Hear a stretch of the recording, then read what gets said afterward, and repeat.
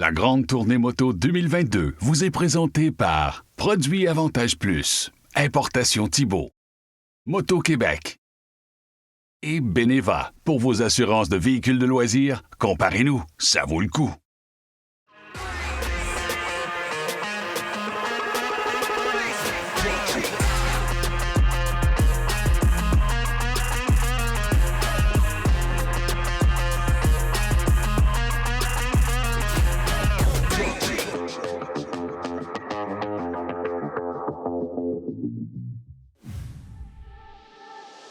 Mais ça va bien ce matin, là. On est quand même... On a le soleil, ça c'est trippant. Parce qu'il était supposé avoir de la pluie aujourd'hui. Moi, j'étais prête là, avec mon équipement de pluie, mais non. Mais là, on a bien vraiment dormi. Oui. Dans une belle chambre. Écoute, on a été accueillis comme des reines et des rois. On a mangé, c'était délicieux. Pour vrai, méchante belle place. On voit que le monde est accueillant. On voit que, tu sais, ils prennent soin de toi. Là. Tout est bien fait. C'est chaleureux, là, avec toute la décoration, là, puis c'est vraiment unique, là. Il faut continuer notre périple. Hein? L'objectif, c'est de se rendre jusqu'à la Manic 5. Alors, on continue tout ça. Êtes-vous prêts, gang? C'est parti! On fait notre légendaire cri d'équipe. Ouais! Hey!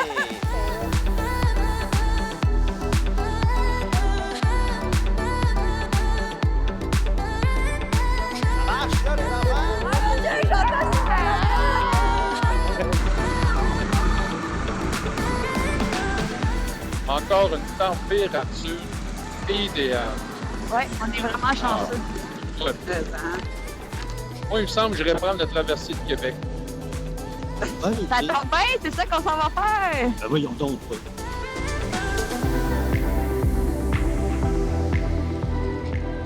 On y pense pas toujours, là, mais les entrées d'autoroute, là, c'est très technique. Il faut savoir comment le faire.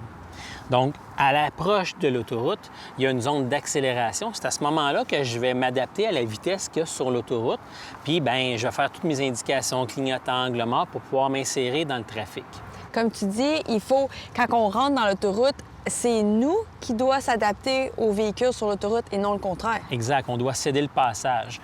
Si on est en formation, bien, ça va être assez similaire. C'est-à-dire que le premier va passer à un endroit précis et les autres vont le suivre, donc vont passer au même endroit. En entrant sur l'autoroute, bien, il y a de fortes chances que la formation elle soit coupée ou entrecoupée par d'autres véhicules. C'est pas grave, on va se repositionner une fois entré sur l'autoroute. Si on a à sortir de l'autoroute, bien, dès les lignes discontinues, donc les lignes pointillées, je vais faire mes indications pour sortir. Et souvent, à la sortie de l'autoroute, bien, on trouve une courbe qui s'en vient. Ce qu'on aime beaucoup en moto. On adore ça en moto. Donc là, il va y avoir des panneaux jaunes, qui est une vitesse suggérée. Donc, je vais me préparer à faire ma courbe. Sur les routes secondaires, il y a des panneaux qui vont m'indiquer aussi les courbes un peu plus prononcées. Par exemple, les chevrons. Il va y avoir aussi les fameuses pancartes jaunes avec la vitesse suggérée. C'est là qu'on voit qu'il faut vraiment avoir une attention particulière aux enseignes sur la route. Oui, donc les panneaux nous parlent, la route nous parle. C'est à nous de l'écouter. Bien, c'est bien dit, Martin. Oh, je suis tanné. C'est trop beau, je suis tanné.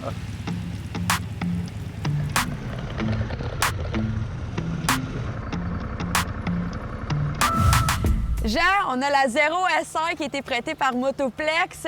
Pour vrai, hier, j'ai eu une belle journée. C'est quand même un défi là, pour une tournée comme ça. Peux-tu me parler un peu du côté technique? Bien, effectivement, tu as du temps à percevoir au côté technique. Donc, il faut prévoir les recharges. Donc, il faut vraiment planifier son itinéraire. Avec cette moto-là, ce qu'il y a de le fun, par contre, c'est que tu peux avoir un gros battery pack. Donc, tu peux augmenter la puissance de ta batterie. Donc, tu peux aller, selon les chiffres, à peu près comme à 365 km. On parle toujours de ville, jamais d'autoroute, parce que, bon, celle qu'on a ici présentement, à peu près 270 en ville. Bon, stop and go, on le sait, on peut régénérer. Mais, tu l'as vécu au niveau de l'autoroute, on se ramène plus aux alentours de 170 km. Très puissant comme machine. Ça, tu t'es amusé. Plusieurs modes de conduite. On n'ira pas dans les gros détails aussi. On peut tout trouver ça sur Internet. Mais ça reste que ce qu'il faut retenir, c'est que c'est extrêmement puissant. Donc, le fun. Personnellement, je trippe. Je sais aussi. Le 0 à 100 est très rapide. Tu as 110 chevaux là-dedans. Un peu plus lourd qu'une moto normale à cause de la batterie. Cette année, on a une nouvelle batterie et on a un nouveau système d'exploitation, le Cypher 3, qui est là-dedans. Ce qui est le fun avec eux autres, ils ont beaucoup d'expertise, ils sont là depuis 2012. Avec ton application, tu fais tes mises à jour, tu peux tout faire. C'est vraiment une moto intelligente et ça, c'est vraiment la grosse particularité de Zero. Tu as aussi l'option que tu peux avoir le Supercharge, qui, à mon avis, tout le monde devrait avoir ça parce que sinon, les temps de recharge sont beaucoup trop longs. Là, Je trouve ça le fun parce que j'ai une des plus petites motos dans la tournée, puis j'ai probablement la moto qui accélère le plus. Oui, ça, c'est ça, on n'est pas capable de suivre. Puis, tu as dû remarquer au niveau de la maniabilité, ça travaille très bien. On parle d'une suspension au Bosch là-dessus, donc, puis intelligente en plus. Fait que c'est vraiment quand même complet comme machine. C'est de la belle technologie. C'est l'avenir.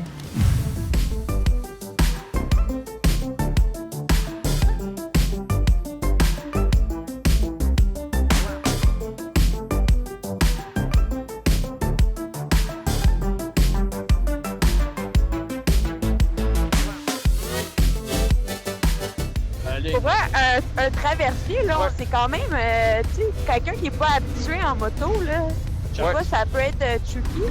Oui, on parle de contrôle à basse vitesse, hein? Ouais. Comme ça, là. Tac, tac, tac.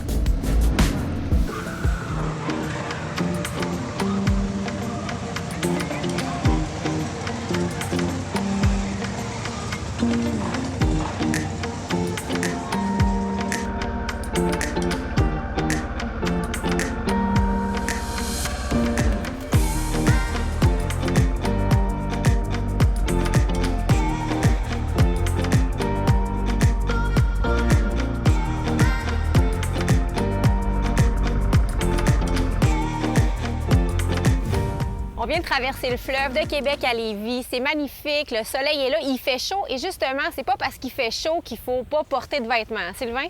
Bien, écoute, c'est sûr qu'il y a des vêtements mieux adaptés que d'autres. On s'entend.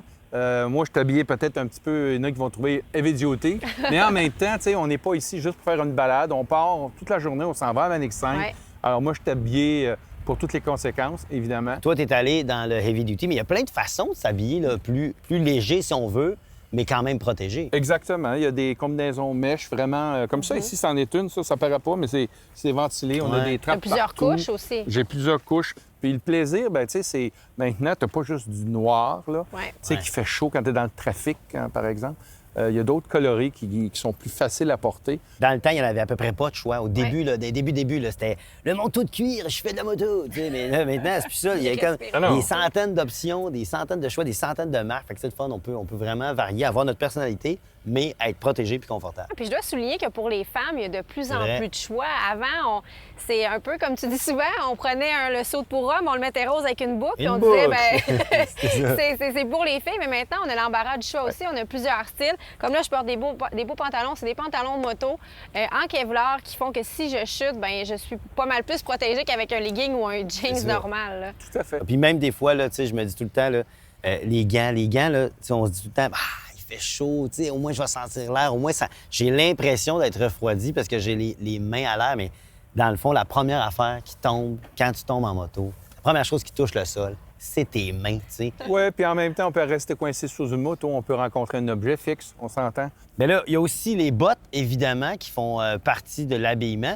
Puis ça aussi, il y a 1 million de sortes de bottes. Il y en a des plus adaptées, des moins adaptées. Bon, moi, tu vois, ça, c'est mes bottes de Light Adventure, là, qu'on OK, appelle. OK. Ça, c'est une botte en cuir qui, quand même, soutient bien la cheville. Il faut avoir une protection de la cheville, c'est important. Il faut que la cheville soit bien encadrée. Ouais. Parce que souvent, il y a des gens qui ont tendance de mettre un pied au sol en roulant tranquillement. Puis là, ben, si jamais ça vient coincer, si exemple, tu as un running shoe, le pied va tordre tout simplement. Tandis qu'avec une bonne botte, bien, il va y avoir un bon coup. Ça va peut-être cogner, il va peut-être avoir des orteils bleus, mais en même temps, tu vas garder ça va éviter l'intégrité. le pire. Oui, c'est ça. Puis il y a des bottes aussi qui sont plus légères, des bottes qui respirent mieux, des bottes imperméables. Il y a un paquet là, d'options. Le choix est vaste. Faire attention à la qualité, mais encore une fois, ça se paye. Plus t'en as moins cher, mais l'important, c'est d'avoir la cheville qui est couverte, protection sur les chevilles, les malléoles, et qu'elle reste sur le pied avec un bon système de fixation. Mais il ne faut pas qu'elle parte, parce qu'il y a aussi une chose, en cas d'accident, quand on tombe au sol, les bottes, ils fly. Puis aussi, il faut que ça soit clair, de ne pas prendre une botte qui a l'air moto. Même si elle look moto, elle n'est pas moto. C'est important, je pense, d'aller chez des dealers, des bons concessionnaires. On va chez des concessionnaires ou chez des équipementiers qui offrent un matériel adapté à la moto. Il y a une raison. On encourage les gens à ce niveau-là. Budget, là, si on parle de budget, là, ben, un manteau avec les pantalons, puis un casque de bonne qualité, des gants qui couvre toute la main. Alors, si tu regardes un budget autour de 1 500 $, bien, tu as acheté une moto de 10 000 $, on parle autour de 10-12 %. C'est ça, c'est pas beaucoup. C'est un peu ça. On est capable d'investir dans notre formation, on est capable d'investir dans les équipements aussi un peu. Puis avec tous ces beaux conseils-là, je pense qu'on est prêt à repartir. Bien, j'aimerais ça parce que lui, il doit avoir chaud quand même là-dedans. Je te l'ai dit, je suis thermoregulated. Thermoregulated.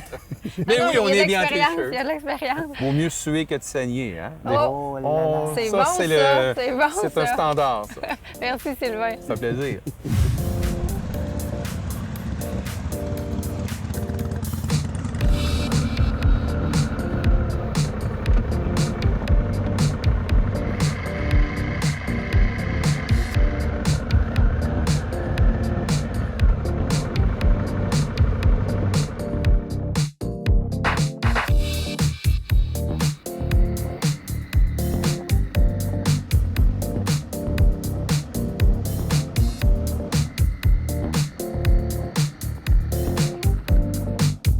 En roulant, on voit que chaque groupe fait des changements de voie différemment. Puis c'est quoi la bonne technique à avoir quand on fait nos changements de voie en groupe?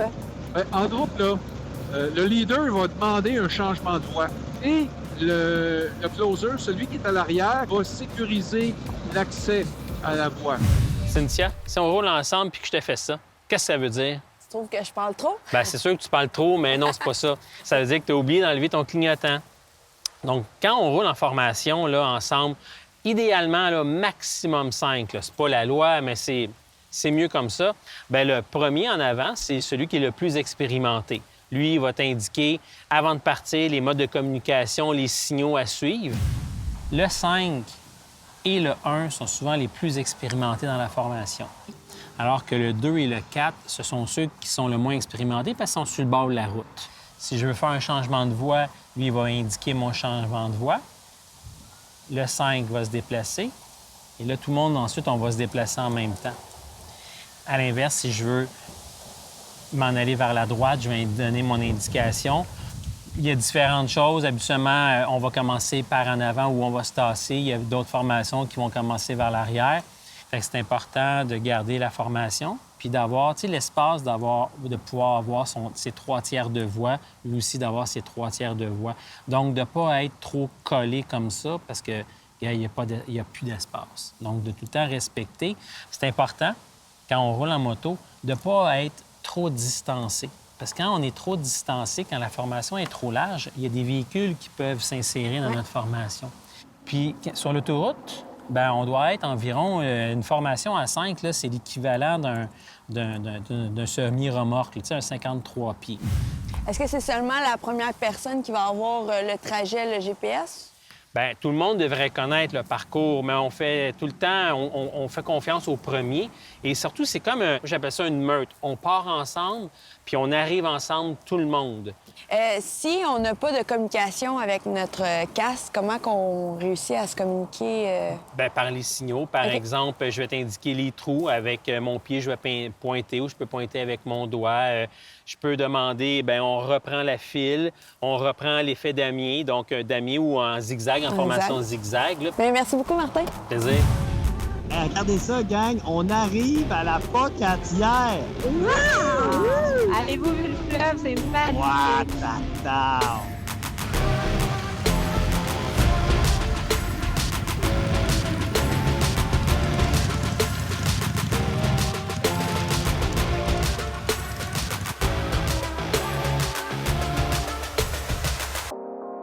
Karine, on est au bureau d'information touristique de la Pocatière. C'est l'entrée de la belle région du Bas-Saint-Laurent. Tu le sais, moi, je suis une grande vendue de ta région. Là, on est sur le bord du fleuve. Le Bas-Saint-Laurent est connu pour son fleuve, mais il y a plus que ça encore, hein? Hey, pas mal plus que ça. C'est que là, en moto, là, la meilleure façon de découvrir la région, c'est de la parcourir avec les routes touristiques. OK. On a 3 magnifiques routes touristiques qui sont de thématiques différentes. Fait qu'en plus, on a des paysages différents.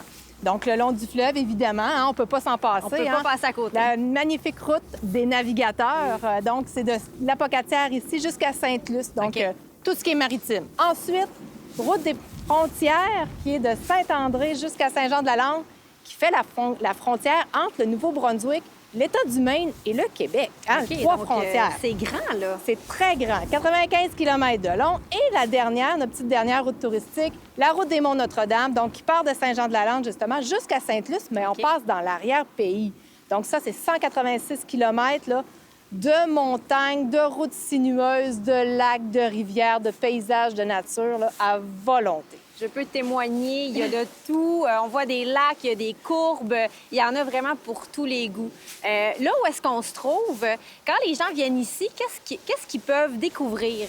Bien, dans le fond, ici, on est au bureau d'information touristique de l'Apocatière. Donc ici, c'est notre, comme tu disais, notre porte d'entrée. Hein? Quoi de mieux pour vous accueillir dans notre région qu'ici?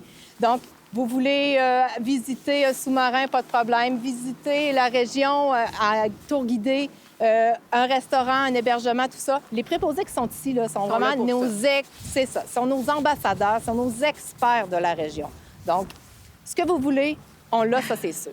Là, tu parlais de restos et d'auberges et il y a des microbrasseries. Il y en a vraiment pour tous les goûts qu'on visite. Exact. Le Bas-Saint-Laurent. On fait partie de la route des bières de l'Est du Québec. On a aussi la nouvelle route des distilleries de l'Est du Québec. C'est vrai? Oui, on a 2 belles distilleries. La distillerie Fils du Roi à Saint-Arsène, que vous allez voir, et celle, la distillerie Saint-Laurent, qui est à Sainte-Luce, qui est à Pointe-au-Père, pardon, près de Rimouski, qui est toute nouvelle. Hein? Ça, c'est une grosse nouveauté de l'été. Merci de nous accueillir. On est choyés. Ah, ça me fait plaisir, puis je vous souhaite une super belle randonnée. Je suis pas inquiète, on va s'amuser. Merci.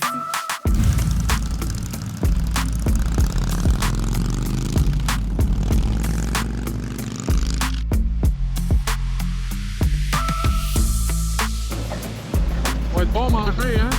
On a un bon petit restaurant qui nous attend.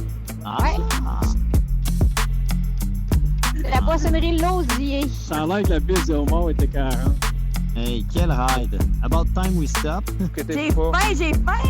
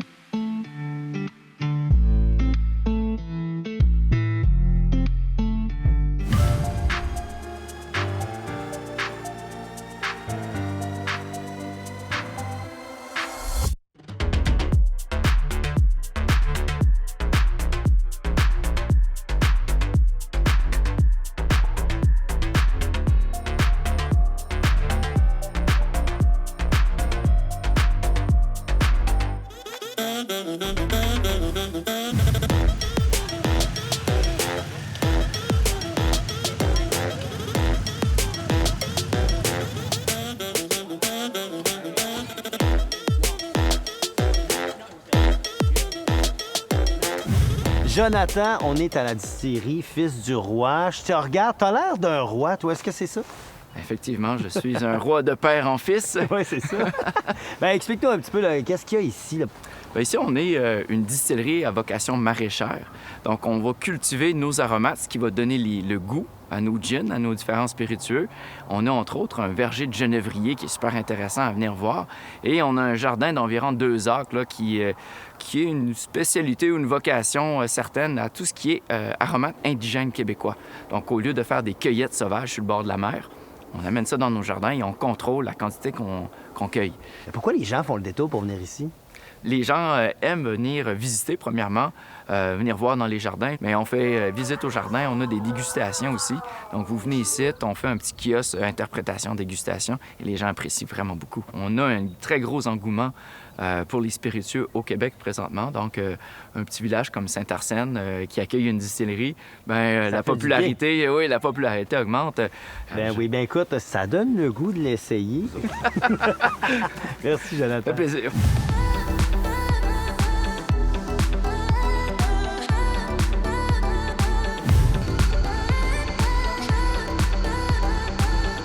C'est vraiment particulier de changer de moto, hein, vous savez.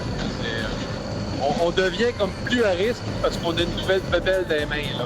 Quelqu'un qui est depuis très longtemps sur une moto, écoute, il Qui changent de moto, de type de moto, ils sont à risque, là, tu sais. Ben oui. Ben, c'est ça, tu vas avoir une période d'apprentissage. Ah oui, bien, exactement. Bienvenue à Rivière-du-Loup!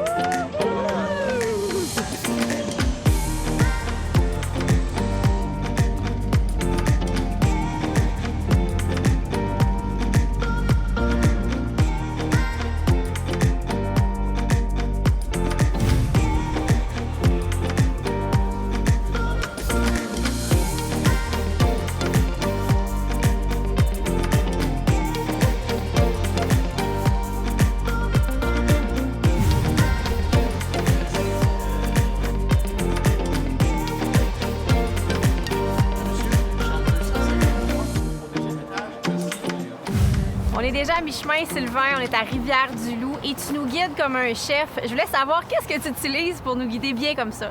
De la magie. Ah ouais? Ben oui, écoute, j'utilise un système de navigation. OK. J'utilise là en ce moment. Sur ton téléphone? Sur le téléphone, j'ai quelques applications, mais la plus commune, là, c'est Google Maps. Oui, Et puis, quand on a des zones en masse, il n'y a pas de problème. Et puis, si on perd le réseau cellulaire, ben on peut toujours downloader, télécharger avant, puis pour pas être mal pris. Si par exemple, tu pars à motocamping et tu sais que tu as plusieurs jours sans réseau, j'imagine que tu suggères le GPS. Ben écoute, je suggère un GPS, évidemment, mais aussi un système de positionnement pour les secours, on appelle, qui vraiment va pouvoir être fonctionnel sans réseau. Finalement, on choisit un système avec lequel on est à l'aise de travailler, qu'on ne cherchera pas en roulant. Oui, et on va aussi utiliser les maps. Les grands baroudeurs, là, ils utilisent les maps. Ils sont capables de voir sur une map la progression. Parce qu'un GPS, bien, ça donne juste une petite vision d'où ce qu'on est. Bien, merci Sylvain. Encore une fois, on en apprend beaucoup avec toi et continue de nous l'aider comme un chef. Ben, écoute, c'est facile, hein? Vous êtes des excellents partenaires. Bien, merci.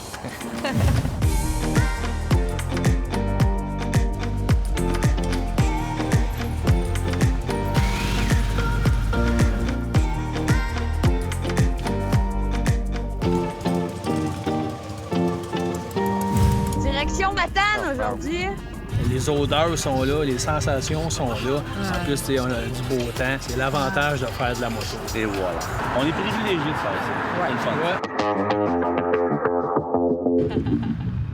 La grande tournée moto 2022 vous a été présentée par Produits Avantage Plus, Importation Thibault, Moto Québec et Beneva. Pour vos assurances de véhicules de loisirs, comparez-nous, ça vaut le coup.